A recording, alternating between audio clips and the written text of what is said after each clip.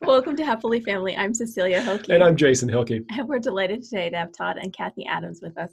Cathy is a self-awareness expert, podcast host, and author focused on parenting and personal empowerment of women and young girls. She's a licensed clinical social worker, certified parent coach, certified elementary school teacher, certified yoga teacher, and she teaches sociology.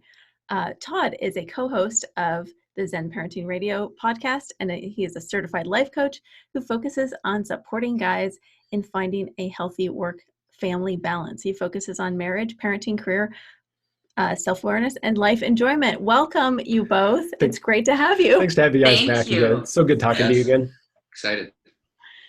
So we wanted to kind of dive in today and talk about some uncomfortable topics. Race is one of them. But before we talk about race, I'd like to ask you about spiritual bypassing, because that's something that you guys have been talking about on your podcast. And I think it interweaves really nicely with also the conversation about race. So can we start there? Yeah, we should start with the definition. Do you want to, this is the one we talked about in the podcast, sweetie, but yours was a little bit better. Do you have yours queued up? Well, that is actually the definition of spiritual bypassing by John Wellwood, who actually I just found out passed away last year. Oh. But go ahead and read it, Todd. So this is what a spiritual bypass is, according to John Wellwood, who coined the phrase, I guess. It's a tendency to use spiritual ideas and practices to sidestep or avoid facing unresolved emotional issues, psychological wounds, and unfinished developmental tasks. So that's a lot of words. Can you summarize that? Yeah, so let's put that in real words here. Basically, on the show that Todd and I do, Zen Parenting Radio, we talk a lot about self-awareness, and we talk a lot about how to understand your kids better, you really need to understand yourself better. You need to understand where you learned what you learned, why you learned what you learned, recognize any trauma that you've experienced, and really have a keen understanding of yourself and self-compassion, of course, so you can have that same kind of compassion for the ones you love, your children.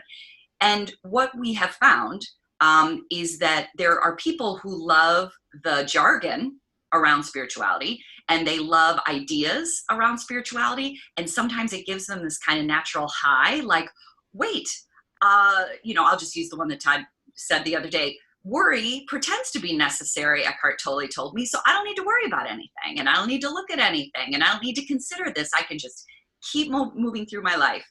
And it's really kind of a hijacking of the understanding of what spirituality is, because the truth about it, and we don't even need to use the word spirit, it's just self-awareness. The truth about it is it's a deep dive into yourself and a recognition not only of those, more light aspects of our being, but our shadow aspects too, because they're the ones that are really the driving force behind a lot of our behavior.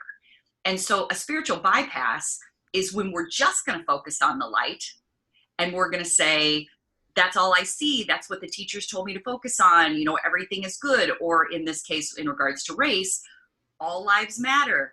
Good vibes only. It's only love. Now, while those statements can be true in certain situations, when we're talking about something like race, it necessitates a deep dive and self-awareness about what we were taught, what our biases, prejudice, and racism consists of, not just internally, but systemically. And then doing that deep work to then have a better understanding rather than just saying, I'm all love. So one example is, this is an example of how I sometimes skip over doing my own work. Last night we watched a documentary called 13th, and it's on Netflix right now. And it's a really powerful documentary about the challenges of being a man or woman of color in this country. And really the history. It's Ava DuVernay's movie. So I decided after watching that documentary that I'm going to have a men's group based on this documentary. And that's fine. That's great that I'm doing that. But I'm already wanting to teach it instead of me sit in the discomfort of watching this documentary. So my example is a lot of times how I spiritual bypass, I'll read a book and I'll think of all the other people that need to read this book. So I saw a movie last night and I think of all the people that need to see this movie instead of sit in my own discomfort and think, how do I contribute to this problem of bias and prejudice and racism and things like that. And all of a sudden I want to teach a men's group night about this documentary when I have skipped over me sitting here trying to do my own stuff. And think about how that relates to parenting, how we point to our children and say, they need to learn this, they need to do this. I wish they would be more active. I wish they'd get off their devices. I wish they'd do whatever it may be, but we aren't doing that work first. We're just pointing outside of ourselves. And so this idea of spiritual bypassing, while it really helps us understand our relationship when it comes to race, it's really a universal understanding of how we skip over anything uncomfortable, right, and how we numb out with spiritual principles or universal principles that tell us just to feel good. Yeah, we talked about on the podcast about we skip over anything that's painful because we don't like to experience pain. So when our kid is crying or whatever, we automatically try to fix it instead of sit there and like, what am I feeling at this now moment? Like we are always into how do we get past this? Next steps. The next steps. And I lived a life trying to get to the next steps to fix the problem instead of settle into what it is that's going on with me in this moment. Yeah, gosh, I want to say so much. Can I just say a little thing about Sure. what you said about parenting? And I really can relate to that because when, like, for instance, when our kids are having a tough time with friends, or they, they're hurting because of something that happened with a friend, I have tendency to immediately want to try and fix it, right? And rather than allowing them and me to sit in that discomfort, because there's a lot that can be learned in that discomfort, is what I think I forget, right?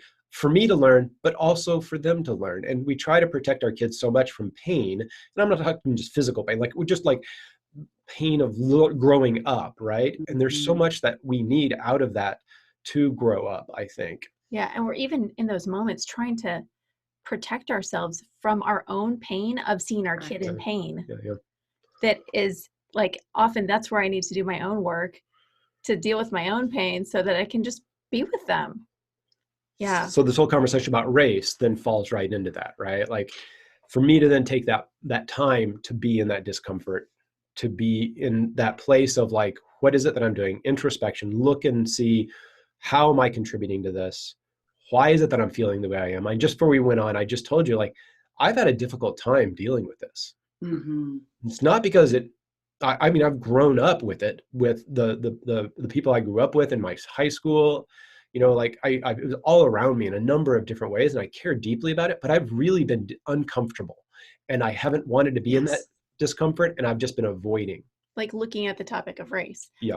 And part of the issue, and this is, I know you guys, or at least Cathy, you're in the process of reading White Fragility. Absolutely, yeah. So this is one of the things that I've gotten from getting more connected to that work, is that one of the difficulties is that we were kind of raised thinking that it was bad to talk about race, like it's rude.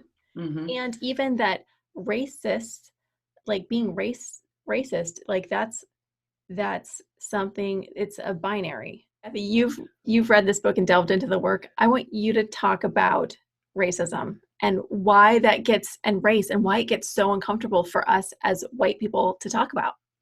Well, and absolutely. And before I even do that, I want to say that Todd and I, talking about race on our show, we are not the teachers, meaning Todd and I have become students of our experience with race, and we follow men and women of color who have been teaching us, and then we have been doing our best to speak out about the things we've been learning.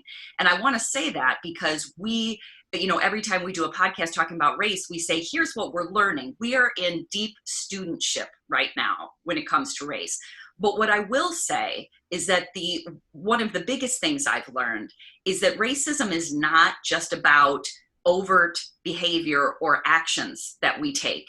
Race, and that's really what we were raised with, is I'm not a racist. I have Black friends. I grew up in a Black community. I had a Black boss. I have a diverse workforce. And then we say, so there's no way I could be racist. But racism is systemic. It's built into our systems. It's the fabric of our society. And if you are our age or close to our age, or it doesn't matter, it's even Gen Z, if they grew up with us as parents in this system, it's embedded. And so we can't avoid it. So it's not just about overt actions that we take. We may have a very open heart and loving, whatever it may be, but it's about it's our blind spots. It's the things that we've accepted. It's the fact that it took this long, that we've seen so many things on TV and in regards to prison systems and regards to injustices. And there, when people are like, oh, I'm just seeing it, it's been here forever. And this is why we need to, again, be in deep studentship as white people to understand the history and how we got here, because that then opens us up to another conversation of what are we going to do about it. So in regards to race and spiritual bypassing, yes, Cathy, what is the problem when somebody says, well, I don't see color, we're all human beings? Because if you're saying I don't see color, you're saying I don't see this person. I don't see their experience. I don't see how they interact with the world and how the world interacts unfairly with them or unjustly. I don't see them as a whole person. I see them as just like me, which means I'm missing so many aspects of their humanity. So not seeing color is actually not only ridiculous, because we all do. It's like pretending. And it's kind of like what you were saying, Cecilia, about it's like we believe there's something rude about it. When really, what's rude about seeing? And again, this is the unlearning I'm doing. I'm not giving this as a direction, but unlearning is about unpacking that. Why did we ever think it was rude to talk about someone's race? It is because if somebody asked you about being white, would you find that to be rude? Now, some do when we use terms like white privilege, or, then we get really, that can really be triggering for some. But really, when it comes down to it, it's about that race is an experience that people have in society, that if we were born white, we have not had that experience of being Black. And for me, since, all the things that happened in the last few weeks, and we're recording this in June, of the protests and all that, my mantra is to listen to men and women of color and to talk to white people, because I've been given this unearned privilege of being in a position of power. There's a system that, because I'm a white straight male, means that I have this platform that I was given without really doing anything to deserve it.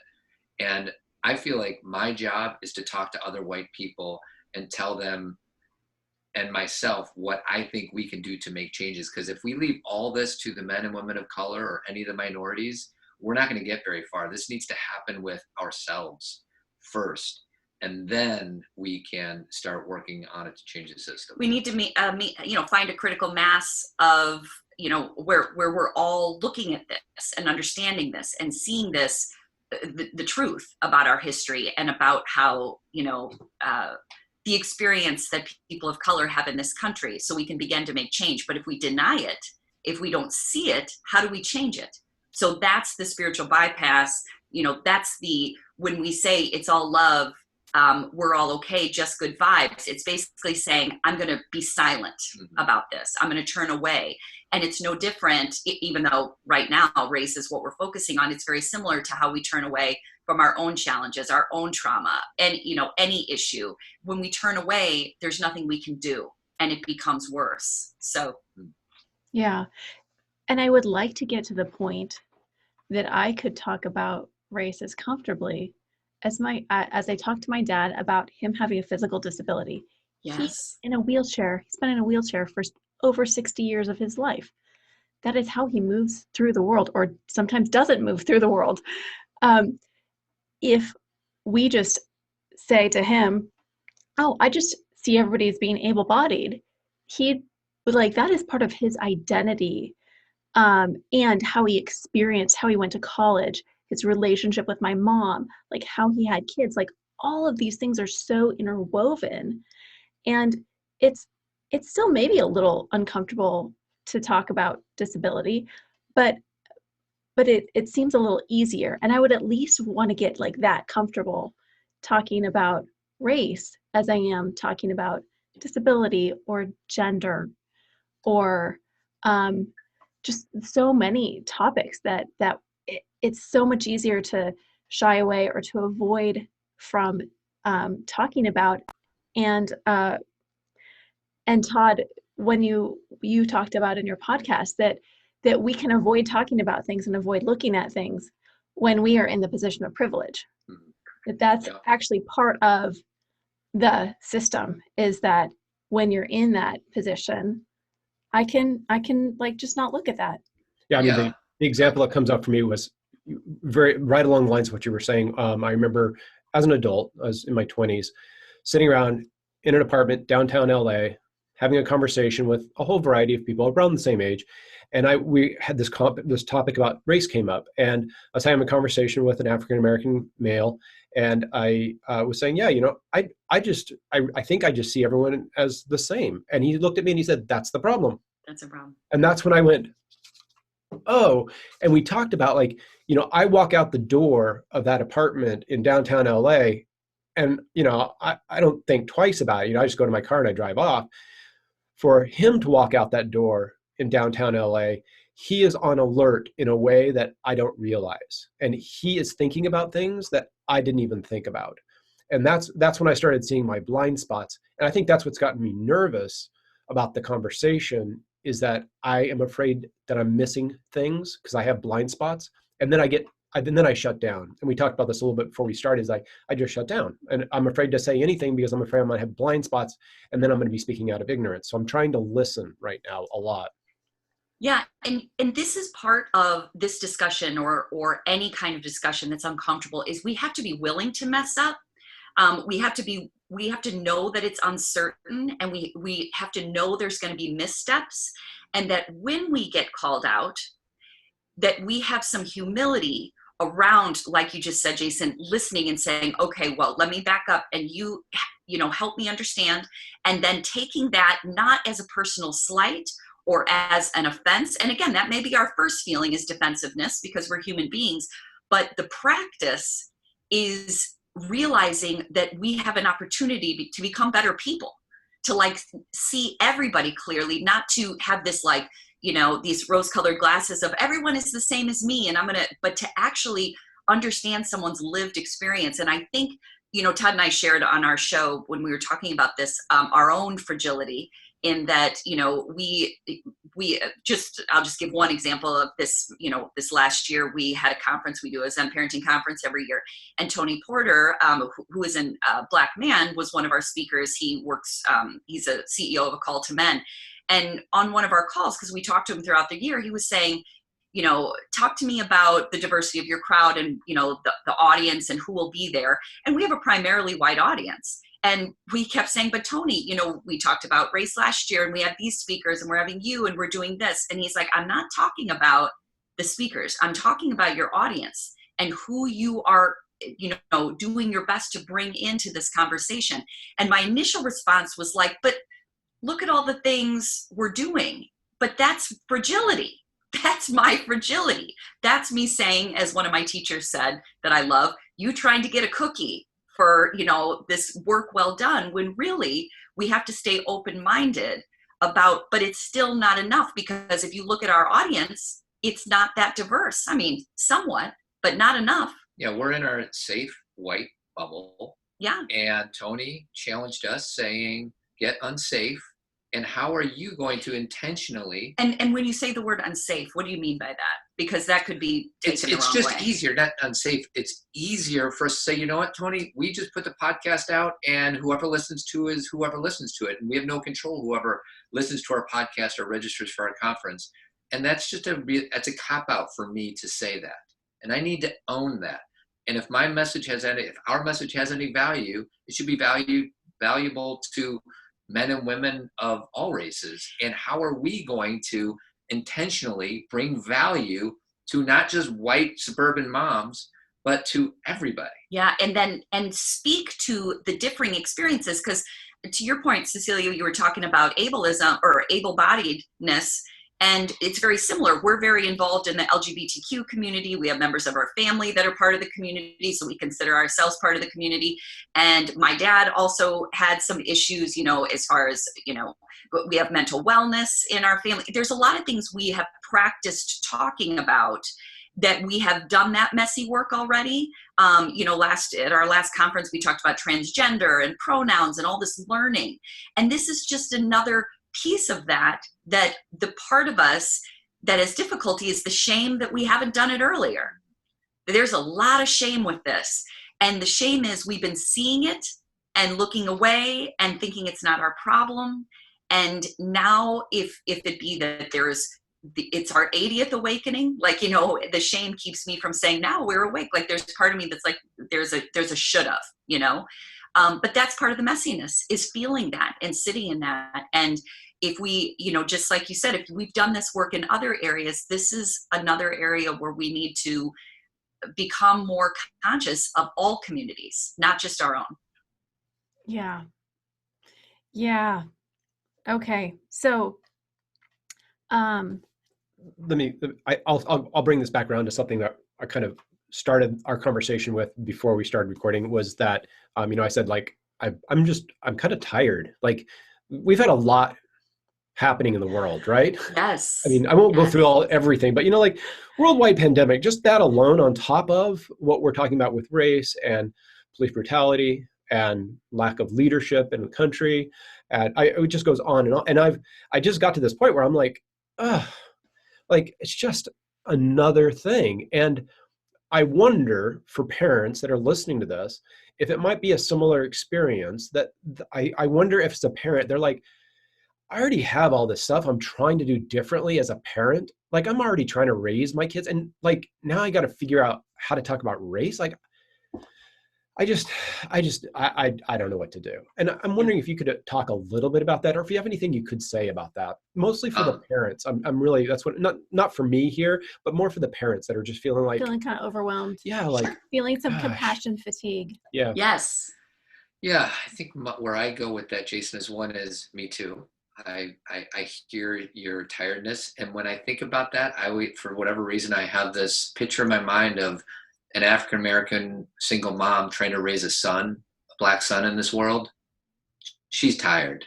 When I say I'm tired, it's a cop-out. So yeah, am I tired? Can I dig deep and do some more of my own work? Because we are all interconnected in this world.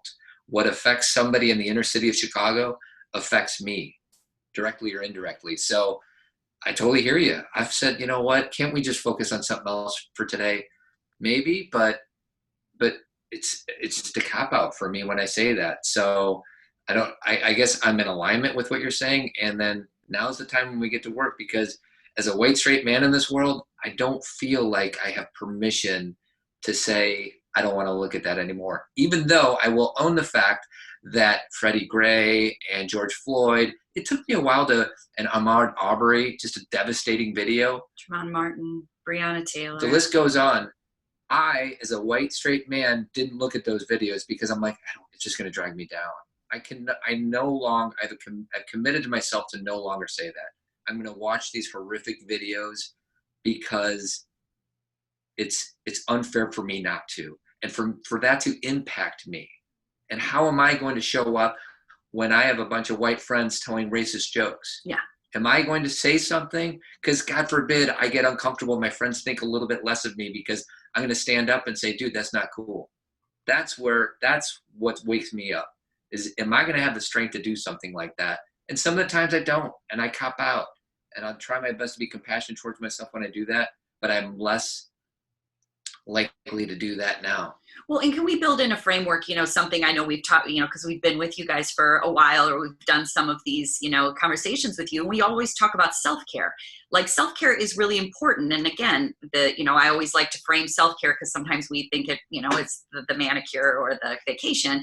And really, self-care is taking breaks and resting and listening and sitting with something and not working, but just integrating or letting go for a time. Like, there is a weariness to this kind of deep dive if it comes to our own personal self-awareness or understanding race or diving into history. there is a weariness. And so within that weariness, we have to build in an ability to rest. And I think that goes across everybody, every generation, every race, any person we meet. We need to build in a self-awareness because, I'm a social worker. That's my, my life's work. And what I do in my social work classes that I teach is focus on self-care with all of my students. And my students are almost 90% Latinx, and they are doing not only their own inner work, around what's going on with their own lives and their own families and their own experiences with racism in our culture, but then trying to become, leaders in the field, becoming lawyers and becoming social workers themselves and becoming police officers. And a lot of the reason that they get driven into the work that they get driven into is because of the injustices they've experienced. And so I'm saying that this weariness is also we develop this deep sense of compassion and this sense of wanting social justice to prevail. So it's like this interesting, as long as we take breaks and we don't get completely burnt out by it where we're of no use to anybody, it actually inspires, like just in the last couple of weeks, the difference in the conversations we've had with our children has changed so much that this is the kind of parent I want to be. Like, we always think we're doing great. We want to give ourselves a little pat on the back. Like we talk about this and we talk about this, but then these conversations where my children now, the 5 of us went to a protest in Chicago, the eye-opening experience of, what was said and what we learned and being part of something. We protest. Our family has gone to the Women's March and we've gone to common sense gun laws, marches and protests. And this is another example. This is who we are. And I said to Todd, recently, there may be people that turn off our show or turn off to us and they're like, it's too much, but then they didn't really know me because this is really what's important. And if I was maintaining a relationship where people were listening, thinking it was something other than that, then I wasn't being honest. This is part of self-awareness about what we hope for our world. Is social justice is a big part of who we are. And I don't think we were speaking up enough about it. Yeah. And now I feel more in alignment. And a case in point is we've done this podcast for 9 years and we dedicated our first podcast to race a week ago Sunday. We had talked about race, but we incorporated it into other things. Right. We had kind of done what I would call a safer, we're talking about this big picture and here's how it relates to race. So we talked about it, but this was our first show where we said, talk to your children about race. And here's what we've learned, again, in studentship. I want to be, it's one of the most important parts is to not claim to be the teacher and leader of this because we're just beginning. Todd and I are just doing the dismantling and the unlearning. So it's less about focusing on the judgment and shame and more about being able to sit with it and find a new way to experience ourselves in the world. Yeah. And I actually want to come back to something that you guys said in your podcast, which was that the truth about ourselves is hard to tell, but it makes life so much simpler. And thank you guys for your authenticity and for us too. I mean, we are very similar in looking at the content that we put out, looking at the speakers that we have, the topics that we talk about, that the truth about us is that we're just beginning. Yes. We're beginners at this. We are students at this. It's awkward. It's messy.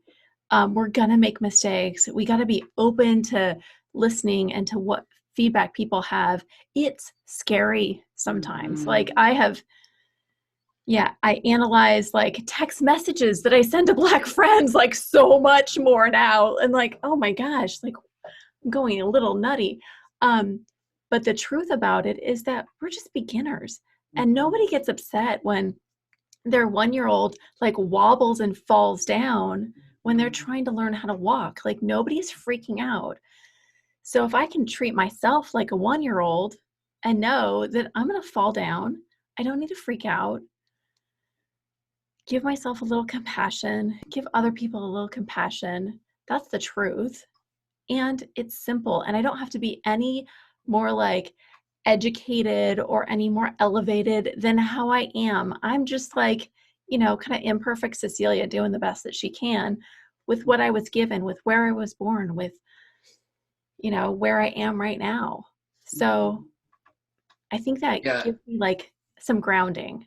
Yeah. Yeah. And race is such a intense topic. It's like politics or religion, and it's safer. I have this rule where I don't talk about politics and religion when I'm with my customers, like, because it can only go bad. But that you used to have that rule. I used to have that. It's changed. That intention is then, well, let's just stick our head in the sand and not talk about it. And that's not getting us anywhere. So we have to have this conversation. We have to have these difficult conversations. We have to own our peace. And I'm still, we're all in studentship of this. I got a long way to go. And I'm probably going to look back a year from now saying, Todd, why'd you say that? That wasn't the right thing to say. I'm screwing up right now.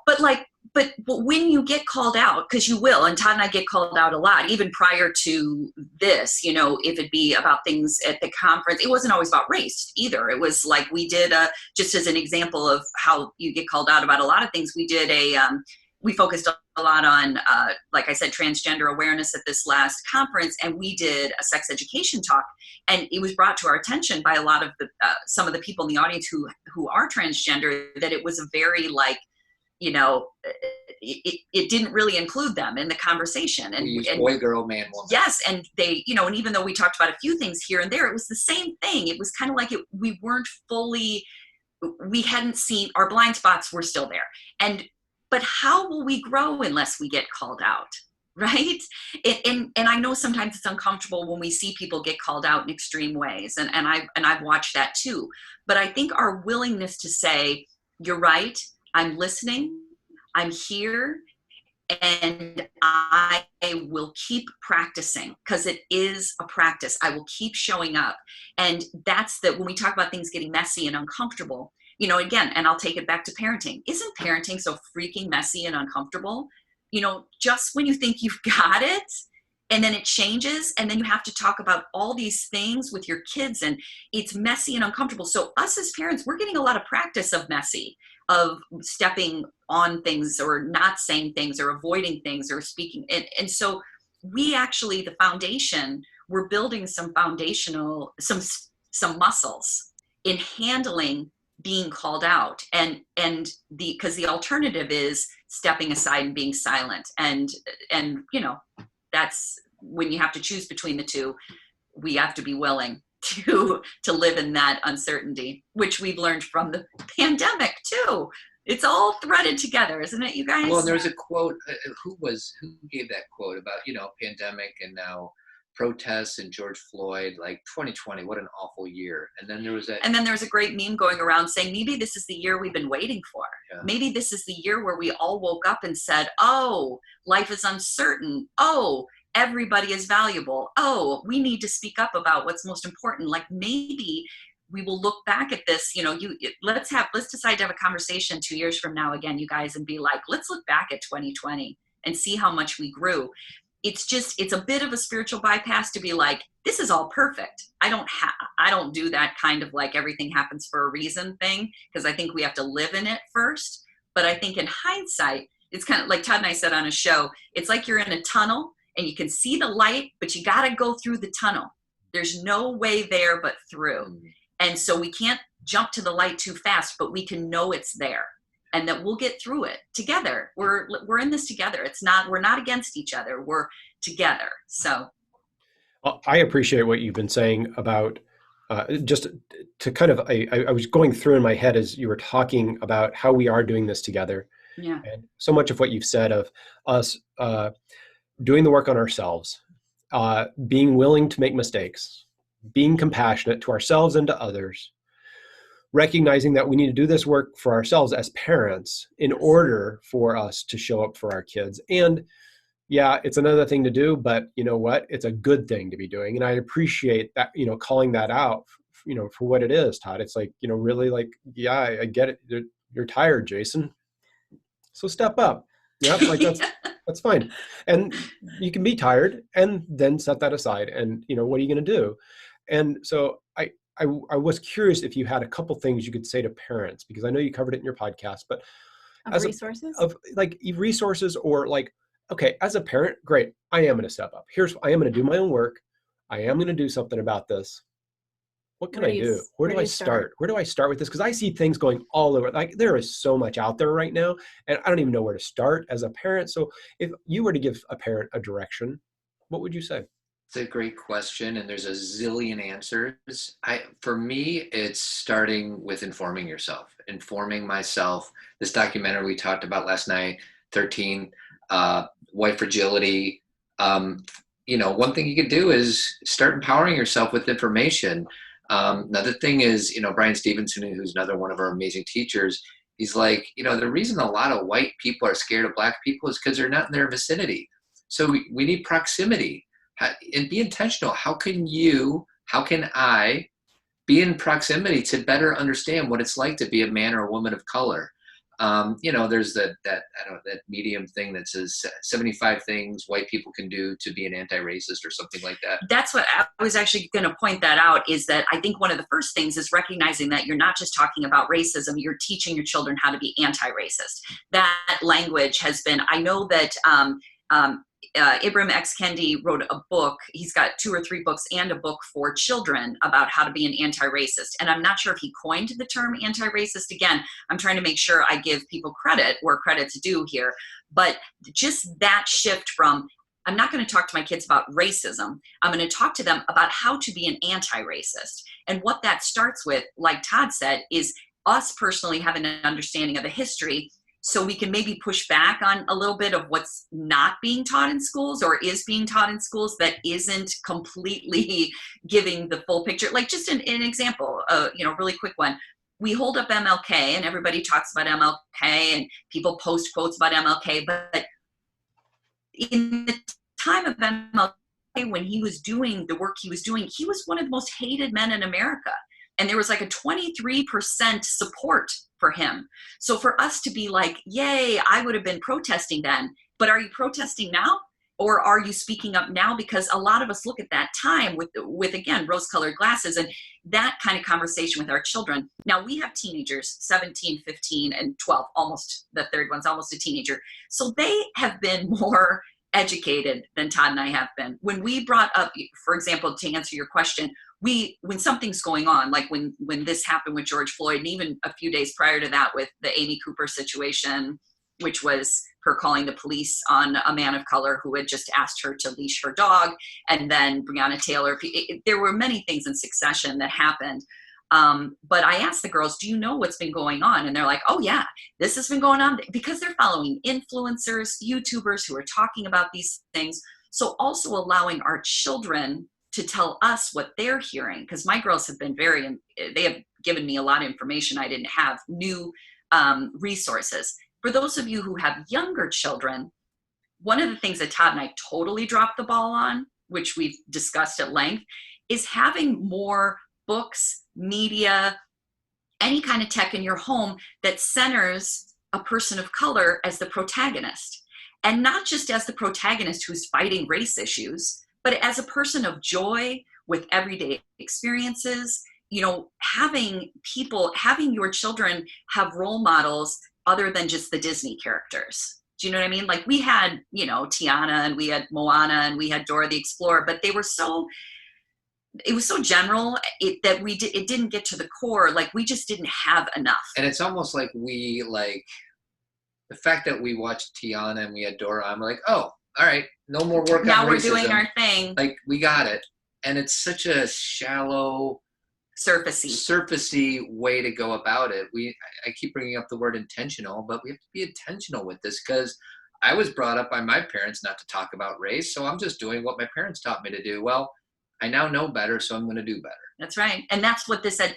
Every documentary we watch, every book we pick up, every podcast we listen to, where I've been following mostly Black women, which I've really, really enjoyed the perspective. I've learned so much.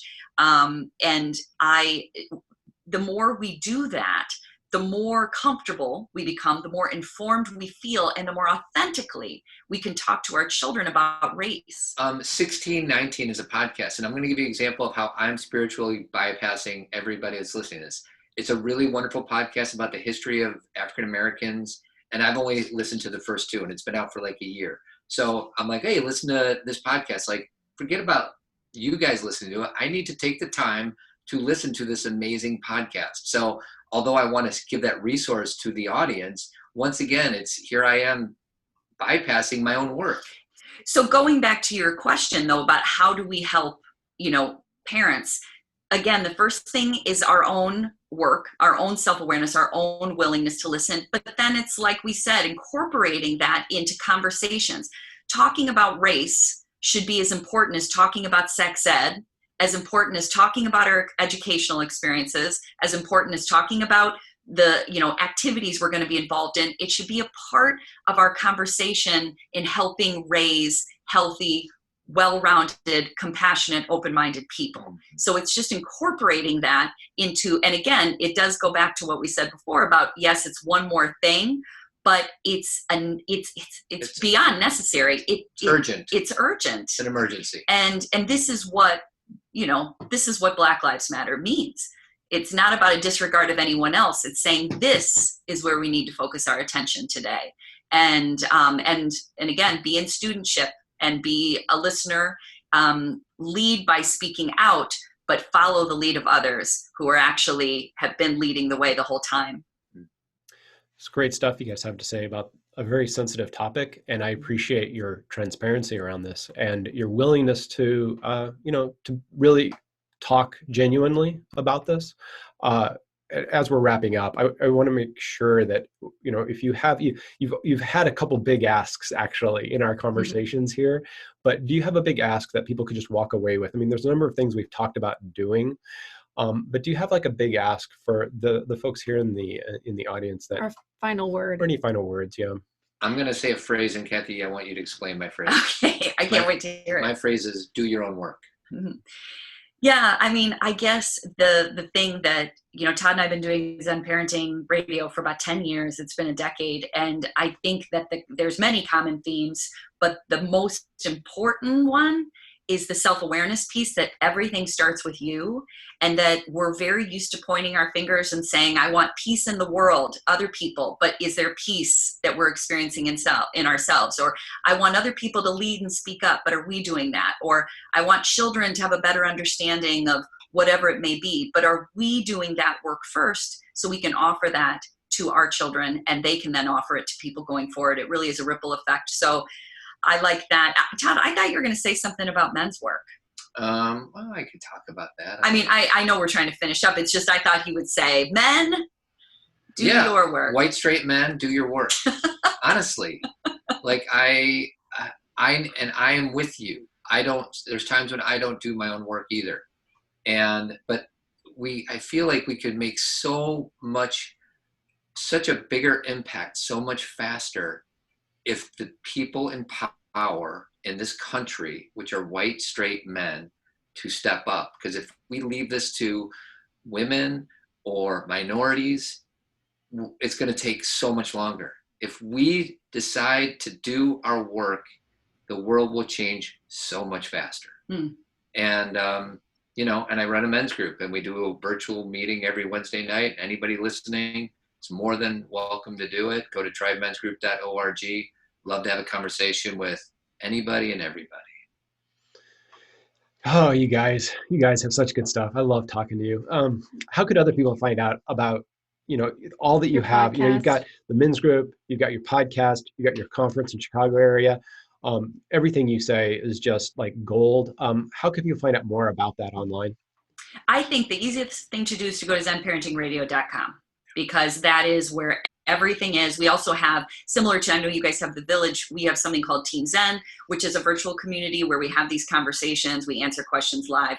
And so everything is at zenparentingradio.com. And just to let you guys know, because part of our self-care is that we love entertainment. We love movies and we love TV shows. So we have a second podcast called Pop Culturing, where we just focus on movies we love or television shows that really inspired us. And sometimes we're just talking about quotes and how fun it is or our history with it. And sometimes it goes really deep about what we learned about ourselves. So, Zen Parenting Radio is our first podcast, and that's always pretty much a deep dive. For those of you who listen already, But pop culturing is kind of that's where Todd and I get our chance to have a little respite, where we're like, let's just focus on our movies. Ferris Bueller's Day Off. Let's have a podcast about Ferris Bueller's Day Off and see what happens. Gen X movies, and so we have to make room and time for all the deep dives we do in terms of our own self-awareness. You need to make time for the things you love. We love it all, but for the things that are more entertainment value. It's funny. Almost all of our quote unquote advice is paradoxical, because we just finished saying this is an emergency and we need to address this immediately. And don't forget to talk about Ferris Bueller's Day Off. And that is what Zen means. That's why we love the word Zen, because we don't use that word to say that we've studied with Buddhist or with masters, or that we're using it in any kind of religious connotation. Zen by definition is self-awareness and living in the paradox. And we always do. Everything is paradoxical, and parenting especially, step up and be serious, lighten up and have fun. It's both. Yeah. And as is life. So zenparentingradio.com. That's your answer. That's awesome. We'll put a link in the speaker notes. And I enjoy the paradox of talking with you, and the paradox that you put forward of living what we discuss. Thanks for talking to us again, everyone here, and look forward to talking to you guys again in the future. Thank you. Yes, thanks for having us. Thank you.